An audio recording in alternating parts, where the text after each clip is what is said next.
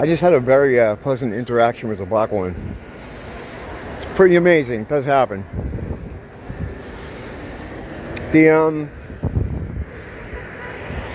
thing with the crazy thing with that, like what's going on, I mentioned it before, is every day you can see whether it's what's happening in the UK, where they're flooding their cities with Muslims who don't get along with the local Christians, and what'll happen eventually, if they get to be enough of them, they're gonna have a hard time. They're gonna have to either convert, right, or flee, or just flee the country. There's no other option there. I know every day it's like more and more just seeing the West being killed off, and people get upset. They get upset about Africans or Muslims or whatever people coming into the area. You have to remember who's actually orchestrating everything, who's enabling this to happen in your cities. They're not coming over on their own. Like I've said before, it's not like there's Muslims sitting in the desert going, you know what, we really got to get to Birmingham.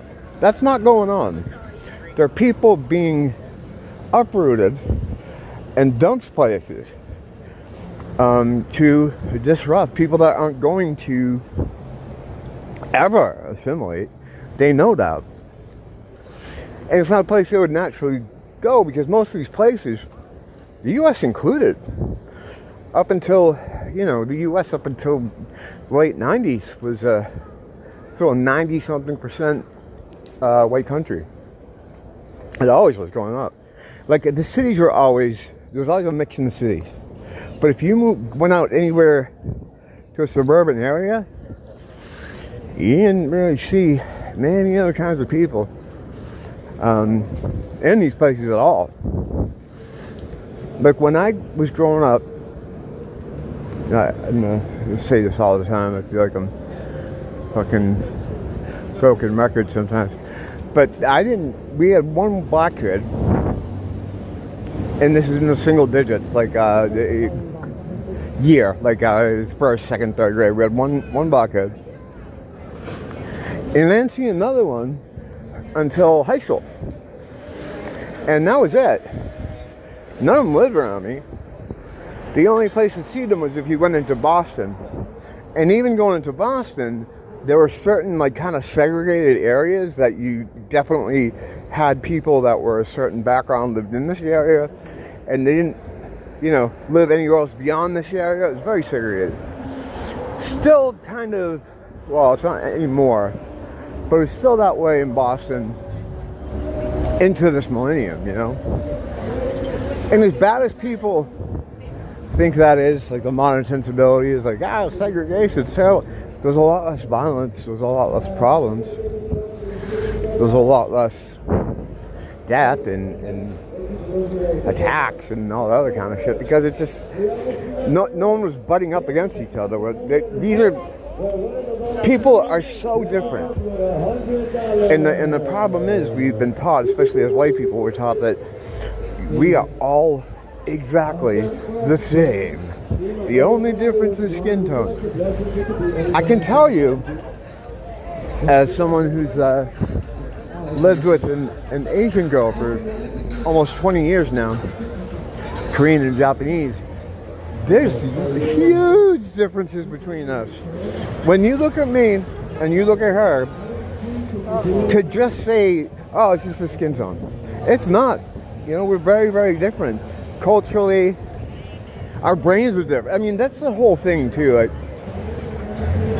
the makeup, the genetic makeup of people is so different.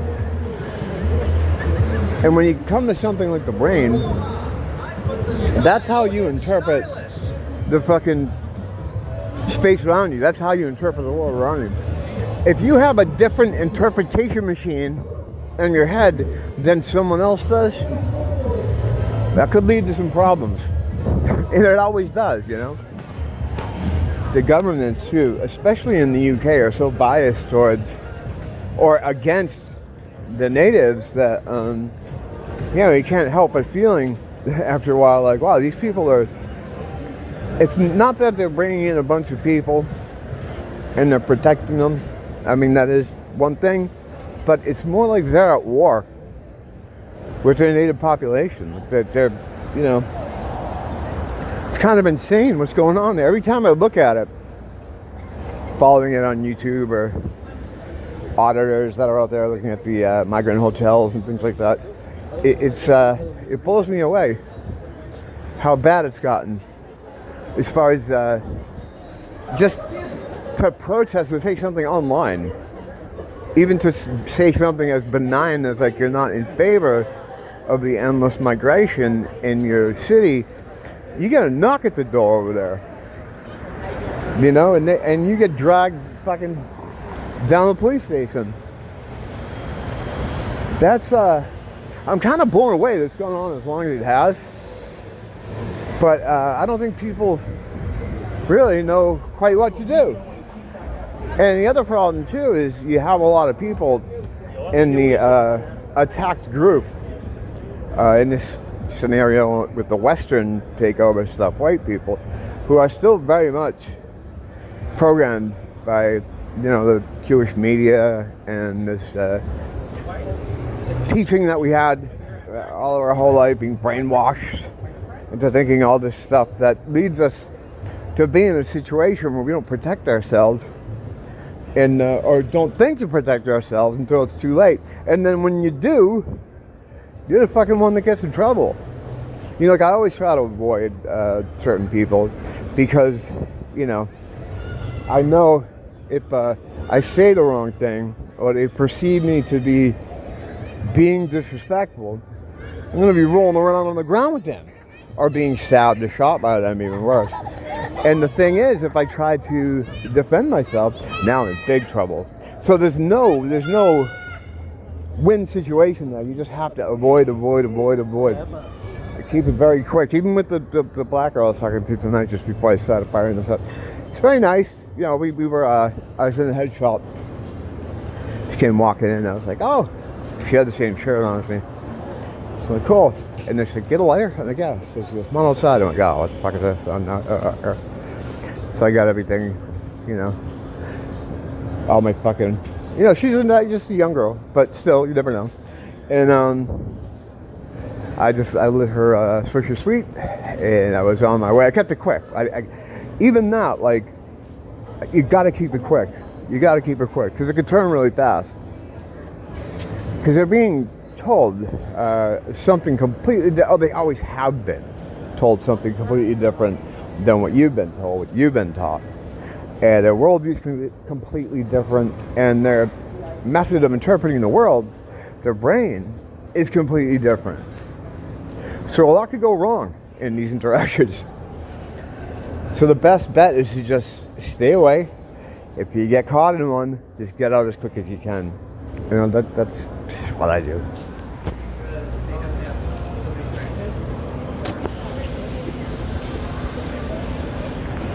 Yeah, as much as I go out of my way to avoid certain people, if I'm in like a situation where I have to interact, like an ambush or just like a elevator or something, I'm always cool. You know, I don't fucking go Gypsy Crusader on them or anything. Cause I have manners. You know, I'm not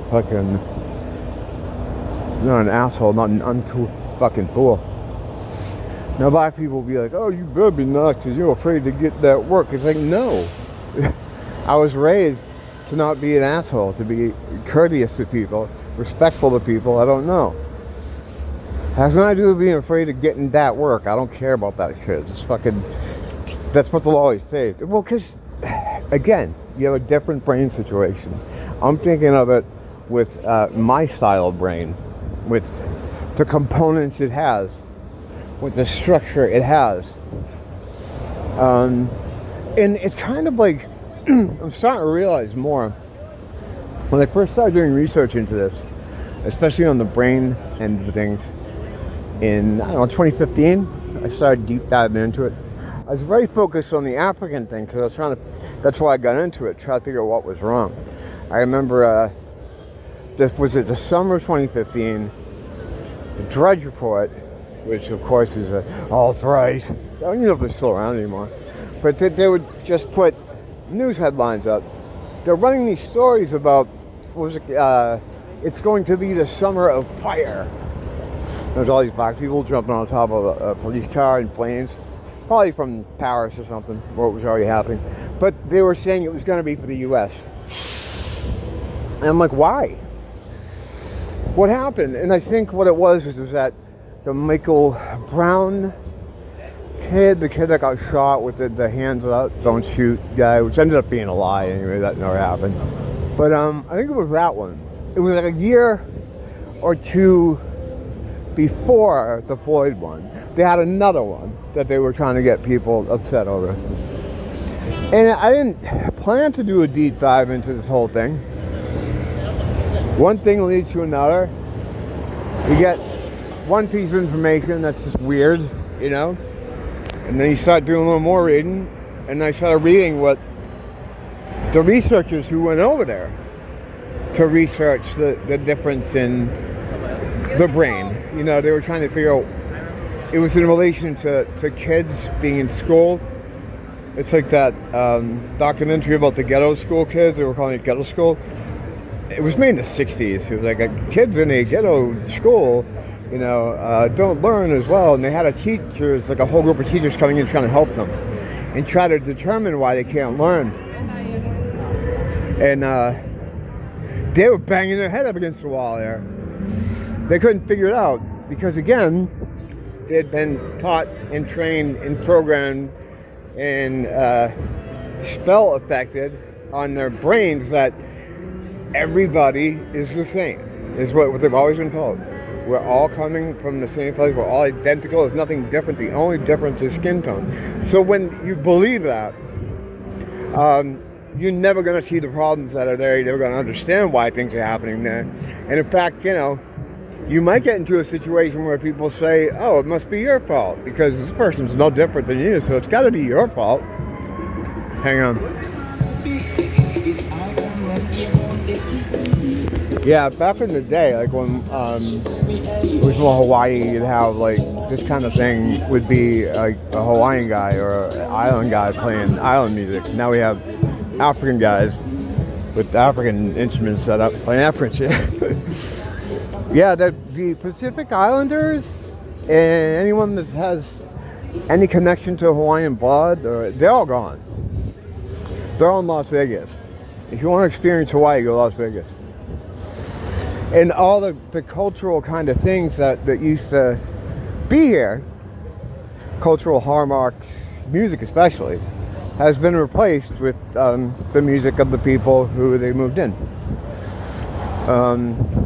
Most of these stores, these cafes and shit, used to always play ukulele music or some light reggae or something that was vaguely of the islands, at least, to give the atmosphere. Now it's all hip-hop, modern R&B, which is fucking hilarious, that modern R&B. And, you know, because everywhere you look, it's just black people everywhere.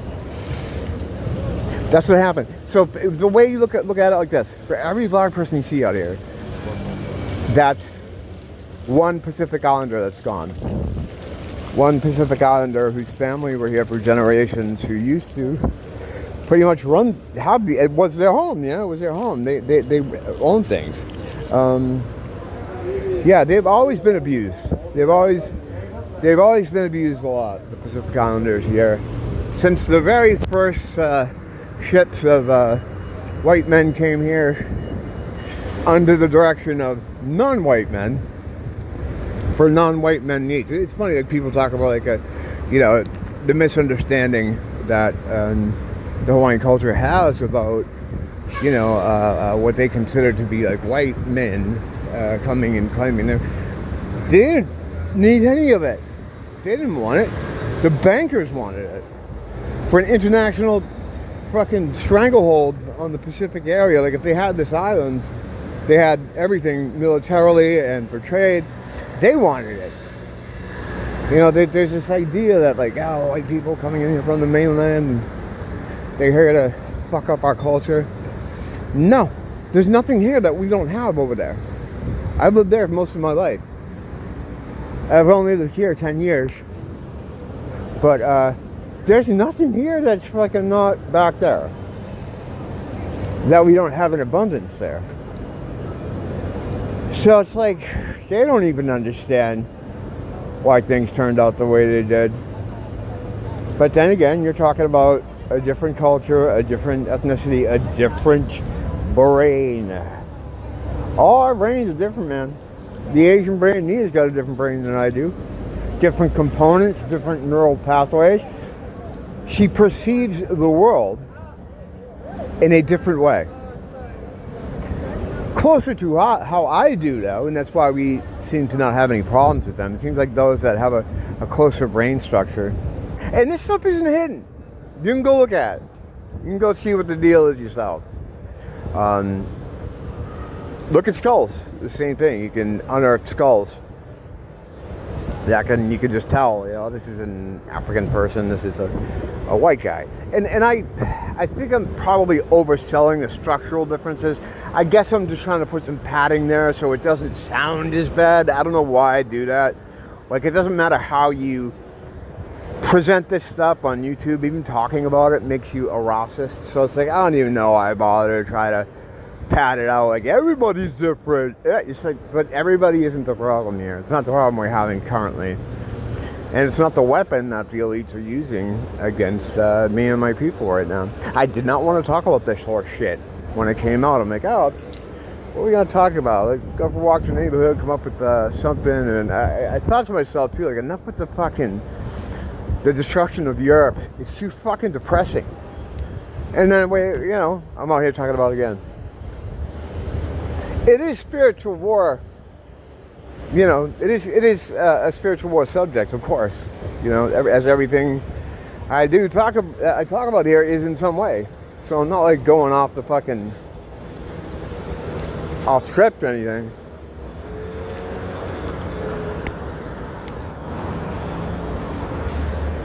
I don't know. You gotta just kind of focus on God, and He's the only thing that's gonna keep you tethered to this world without losing your mind. I mean, they're doing this kind of stuff to make you crazy, to like make you react to it. It's bait, it's all bait.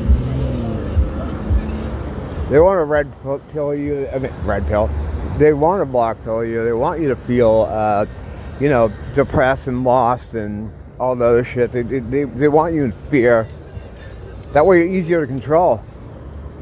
They want people like me to freak out and spurg out, because then they can say, oh, this person's a fucking maniac, we have to control them. I mean, they're right, but at the same time, it gives them more leeway to do that kind of stuff. It's all about control ultimately. Mark, man, can't get away from some people. And some people you should. You absolutely should. I don't, talking about it. I just feel it. Like, I don't even have to see people anymore. Like, I can feel the fucking energy. That chaotic, primitive kind of feel. Like a little kid. Like, you feel like going around a bunch of child is in your fucking area, smashing things. Kind of like that. Same kind of energy. And sometimes but they'll stick to you. The people. I found like dumb people, or people that have a diminished brain capacity, they love being their people because they can't stand the fucking emptiness in their own minds. Stupidity breeds boredom, and boredom breeds please talk to me, even if it's negative. Some fucking people will stick right to me. I get to a point where it's like I gotta run, to try to escape. And ultimately, there is no escape. There's only God. God, you just look to God and say, hey, there's a reason you're torturing me and my people and killing us and our women, our children. We're just watching it happen every day. But the ill will that is building in people is kind of hard to quantify. Like, especially like I look at myself, I'm kind of the same way. Oh, hey, hang on a second. See, now I'm just thinking about this, what I just filmed. It's like, can I even use this? Same shit. Woe is me. They fucking ruined my awesome neighborhood. Everybody's going through it. There's a lot of people like me out there. The guys you gotta watch out for, though. I'm an older guy. I don't have the disposition to, get too active in the situation as far as like what you guess I consider activism. I'm just more gonna watch, observe, and keep track of, document. It's the young guys that are being born into this world, young guys like me, who don't feel a lot of hope because they see what's happening in the cities. They see where the blind eyes are being turned, whether it's kids in the UK or kids here in America or anywhere there is a first world population, which we know what first world means. First world is just a nice way of saying it so people don't feel bad when they say, well, third world countries look like shit. And the only nice countries are first world ones. Well, who are first world people? Oh, that's not nice. Because then you realize, oh, only these people can have nice nations. They're the only ones capable of it. So then everybody else wants to flood the nice nations, and just by virtue of the fact that they're now there, it becomes like the shit nations. Because it's not the nation, it's the fucking people, that's doing it. And in the same way, a nation is its people. It's not the fucking dirt. It's not the dirt, it's blood, There are young guys that have the same disposition I do, just as angry about it as I am, but haven't let the wheels of time wear them down to the point where they believe there's nothing they can do about it. They absolutely believe there's something they can do about it. That's what happens with youth. They don't see why you can't do something about it. And we're going to see them do something about it. Hopefully sooner than later. I'll be watching, documenting, and fucking cheering them on.